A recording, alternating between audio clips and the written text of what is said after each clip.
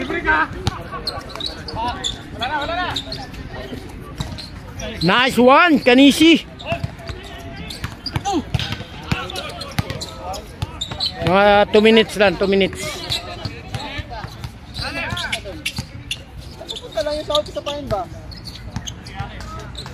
Late ng sahod ko. Nung nag-driving ako, dapat taasan niya ako. Bakit sumusunod ako ng mga kasama sa trabaho? Bili ng gamit, pumupunta ng Siyempre, may driving license ka na eh.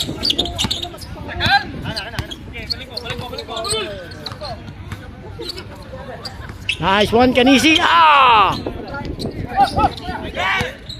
Ganyan, hindi nagmamadali. Pag nadaanan ng ano yan, fine 500 yan.